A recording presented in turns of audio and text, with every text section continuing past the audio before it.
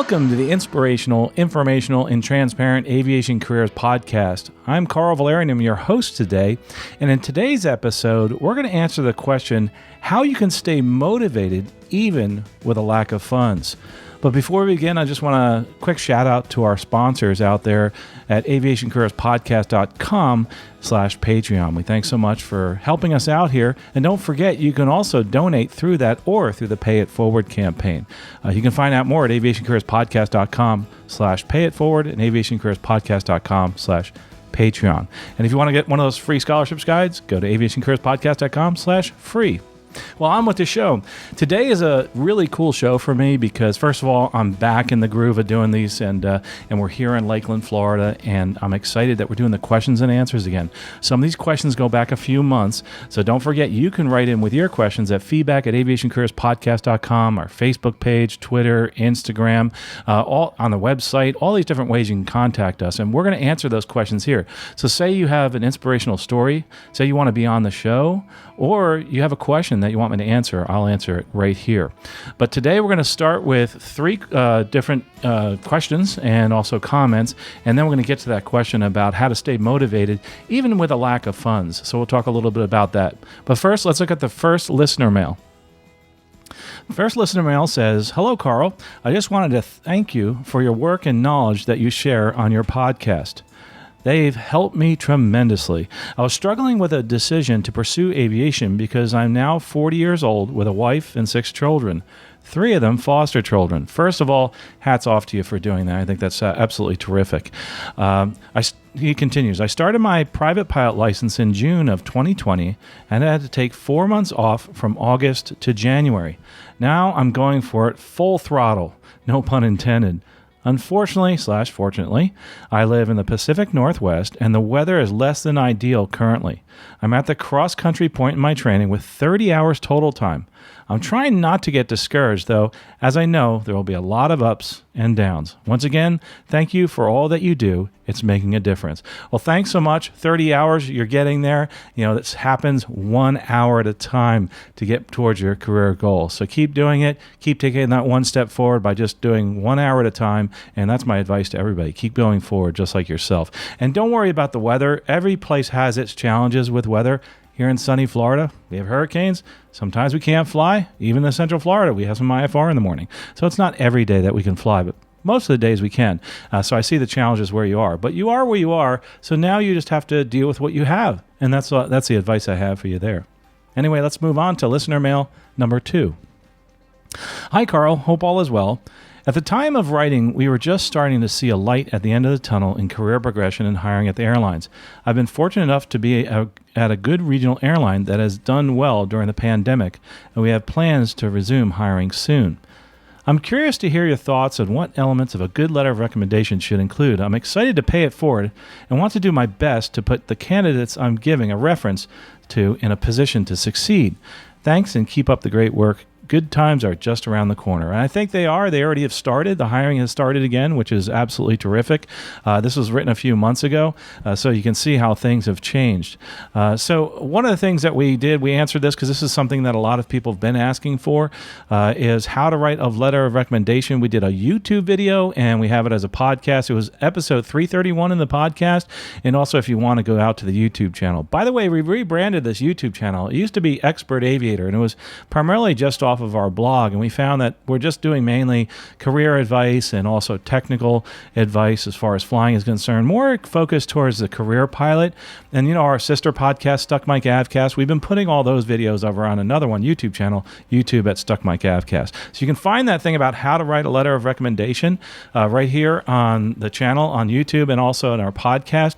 And just remember, there's one thing that a lot of people forget to do when they're writing that letter of recommendation, and I'm glad that you're able to give this to your friends that you're giving recommendation letters to, because it really is important that they know how to put one together from the viewpoint of the person that's actually requesting it. A lot of people don't think about that. So go check that out, episode 331. I appreciate the email. Let's move on to listener mail number 3. It says, "Good afternoon, Carl. How are you doing? I met you back in October 2016 to get some career coaching and advice on making moves in my career. I was the engineer you were talking about at 43 minutes into ACP 118. So you can go back and listen to episode 118 when I talked about him in that episode. And he wants to give us an update as to where he is today. Since discussing with you back in October of 2016, I ended up pursuing my second engineering job that I was hesitant about pursuing. While I was at that engineering job, I received my CFI certificate and began teaching on the weekends. I loved being an instructor so much that I quit my engineering job and pursued instructing full-time for about 2 years. Today, I'm 1.5 years into my first airline job at SkyWest Airlines, flying the Embraer 175 based out of Los Angeles. I just wanted to thank you tremendously for the life-changing career guidance that you provided me and keep providing to other people in need of guidance. I hope you are doing well and love continuing to listen to your amazing podcast. Take care. Well, thanks for that, and thanks for that amazing story. And by the way, if you have a story like that, again, please write us in. I'd love to hear that. If you've had coaching with us in the past, I'd love to hear about your stories. And just write a short little memo like this, because it really does keep me motivated. It keeps the listener and the viewer here motivated, because that's a terrific story. Here's someone who went from being an engineer, decided not to quit, did it on the weekends, and boom, went into the airlines.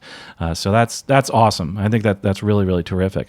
Anyway, I appreciate it. Again, keep the emails coming. I appreciate that.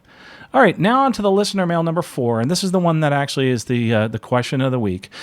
So let's get started with this. It says, I hope this email finds everyone safe and in great health.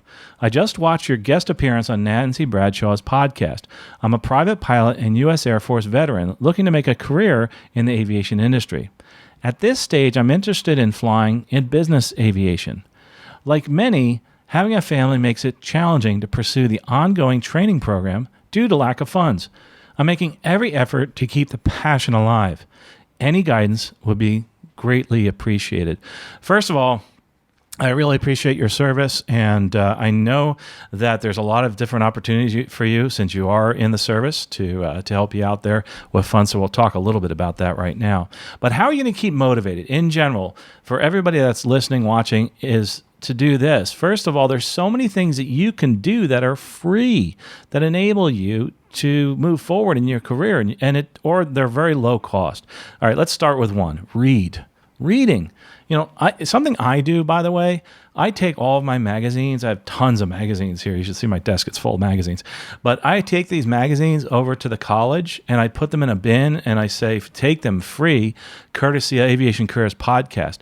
Maybe there's some other people that do the same thing at your local airport that are willing to give you. I get Air Transport World, Airline Pilot magazine, I have Flying magazine, Flight Training magazine, AOPA Pilot, EAA magazine, a whole bunch of other magazines. Can't even name them all. Piper magazine, Cessna magazine.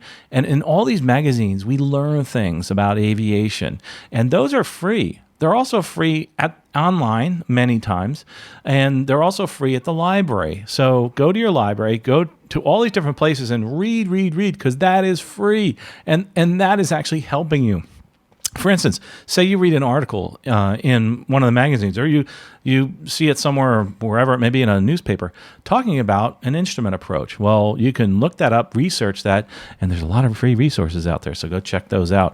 Again, reading is most of the time free. I get it. Subscriptions are expensive, but there's so many people out there that are willing to give away their magazines like I do. I mean, I have stacks of magazines I give away over at the local college. And if you're somebody that does that, hats off to you. And if you're someone who's thinking about that, go to your local school and ask them, hey, do you mind if I drop off some of these magazines? We'll put them in a bin and say, hey, please take, they're free. Even with COVID and all the restrictions, you still can be able to do that. And I think it's one of the best ways to pay it forward. Leave those magazines for somebody else. Because just about every flying magazine, you can learn something about aviation. Maybe it's not this flying technique. It may be about the industry. It may be some inspirational story, kind of like what we do here at the podcast. Have that long, all those different things that we have out there and avenues you can go towards. Also, the number 2 thing I suggest is YouTube. There are so many YouTube channels to watch. Watch this YouTube channel, Aviation Careers Podcast, and watch all the other ones out there. Watch our Stuck Mike Avcast one where we talk about flying techniques. All the different podcasts and online podcasts that are in the YouTube channels are terrific. Nancy Bradshaw, you mentioned, she's awesome, very motivational. Ours is a little bit different format, but I love speaking with her. It's just terrific. And not just her, there's so many others out there. Any kind of YouTube thing that you can find out there, just do a search. I've become a big fan of YouTube. Obviously, you have to take everybody's advice with both a grain of salt. Also, you have to have it applied to your situation, because sometimes that advice may not apply. That's why a lot of times I always tell people maybe you should get some, one-on-one counseling or career coaching. I think that's a great idea to do that. But YouTube's a great way to learn so much about aviation. Watch people fly approaches. It's just the neatest thing.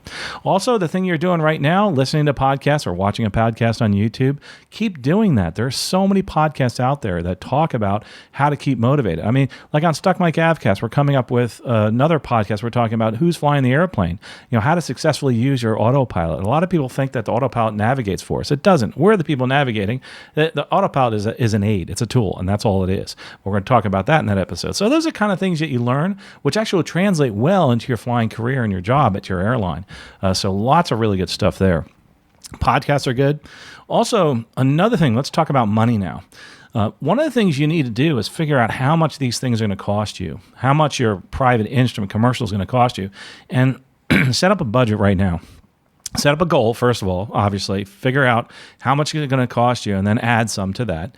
And then from there, after you have the goal, now you know how much you need to save, start saving. Put that in your budget. Maybe work a few extra hours. That's kind of like, what I've had to do with this show is that I've had to work a few hours at my flying job because during the pandemic, we had no income. And so those are the things that you have to do sometimes in life. You have to shift, what you're doing and why you're doing it, and figure out why you're doing it. And when you figure out the why, it's really easy to motivate yourself. The why being, I want to get my instrument rating, say, and I want to get my commercial rating. So start doing that. Set up your financial goals. Also, make sure that you look at all the different avenues of financing, all the different avenues out there. For instance, scholarships. We have that here at aviationcareerspodcast.com/scholarships. You can get one for free, aviationcareerspodcast.com/free, and start researching. It doesn't matter what age you are, you should look towards scholarships and keep trying to apply. I know a lot of them are for the younger folks, but there are some out there for folks that are your age. Also, during this process of setting up financial goals, set up your own personal goals. Like you listen to that person talk about they were an engineer at the beginning of the show, and he set up goals and said, okay, this is what I'm going to do. I'm going to become an engineer. I'm going to stay as an engineer. I'm not going to quit. And I'm going to get my ratings, and I'm going to work on the weekends. And then at some point, I'm going to quit and do this full time. Now he's flying as an airline pilot. That's what you need to start looking at. And when you do those goals, don't just write them down. You have to constantly revisit those goals. It's like checklists. I mean, people always ask me, how do I get so much done? And it's really simple. And this should be just a whole nother video about how to be very efficient, but it's real simple. You just put a checklist of things that you have to do and just do each item on that checklist and just do one at a time, and don't go forward until you finish the first one. If you come to a roadblock and you can't do anymore, go to the next one. But just keep working down that checklist and just move only to the next item when that item is done, or you can't do it anymore. A lot of people look at a big checklist like 12 items and they try to do all 12 at once. Don't do that. Just start with one and go to the next. It's really that simple, and that's how I'm able to do so many different things. Another, I think, a really important thing that you should do, and this helps me stay motivated, and it helps a lot of people, is go to events, meetups, go to air shows like Sun and Fun, Flight Sim Expo, Florida International Air Show. There's air shows in your area. It's that time of year. There's so many different things to go to. Like Flight Sim Expo we have that on the other podcast, Stuck Mike Avcast, where there's a lot of people in GA and professionals that are setting up simulators that are like airline cockpits, like an Airbus A320, which is what I fly. And that's something I'm really excited about putting together. Meetups, we're going to start doing more of those meetups now that they're allowing that. We're going to do one for Flight Sim Expo. We're going to do one here. Look on our Facebook page. I think that's the best place for me to post it. And also, I'll probably also put it on on our website as far as the next meetup and where it's going to be, because some people don't have Facebook. So in the right column, I'll put as to where we're going to have our next meetup, that type of thing. Just say, hey, I'm going to be at a certain airport at a certain time at the FBO, just kind of hanging out and just talking aviation. It's going to be that simple. It's just aviation and coffee. That's all we're going to do, and just hang out and discuss your goals. It's a great way to get some free counseling too, and for me to get to meet you. So I'd like to do with them here in Lakeland. I have a really small office here, so we'll figure out something, maybe on the campus, that type of thing. But go to those air shows, go to those meetups, do things in aviation, get involved. That's a really important thing to do. Another thing I want you to do is this. I know I talk about this a lot, but I think it's really, really important, is that every day you try to take one step towards your career goal. Now, what do I mean by that? That one step doesn't mean a physical step sometimes. It could be up here a step. What does that mean? There's something that's really important I think a lot of people forget about. Sitting there and thinking. Sitting there meditating, thinking about what you're going to do next. Me, I drive to work. I drive like an hour and 15 minutes, sometimes 2 hours to get to work. I love that time. During that period, I'm able to think and figure out what my next goal is going to be, what I want to do. For instance, I wanted to videotape this, and I was thinking about that in the morning, and I kept thinking about it, and then boom, I was able to do it. But the way that you actually are able to do something and be successful is sometimes it's through visualization. Prior to actually doing it, to actually visualize yourself doing it. And that's why I tell people to stop and think. Taking that one step is not a physical step. Sometimes it's a psychological step. But please do take one step every day towards your career goal. And that's what I want you to do. That's the last part of this. How do you stay motivated and keep the passion alive? Even with a lack of funds, the best way to do that is for every single day to take one step towards your career goal. Whether it's reading a magazine, like I said, go to the library, go to the airport. Maybe there's some free books and magazines you can read. Watch YouTube, podcasts, set your financial goals. Actually start moving towards those goals. Write those goals down. Have a checklist. Go to air shows. These are all things that are either free or they're very inexpensive. But do that now. Do that today. And you'll be surprised how quickly you'll make it towards your career goal. Well, folks, I really appreciate your listening today. And this has been an exciting topic for me because this is something that so many people have so many issues with, is having that lack of funds and losing that passion because of that lack of funds. But hopefully these little tools that I've given you will help you move towards your career goal and keep that passion alive. Well, like I say in every episode, the most important thing to do, and we talked about it here, is to take one step today to move forward in your career. We'll talk to you next episode. Safe flying out there. I really appreciate your listening.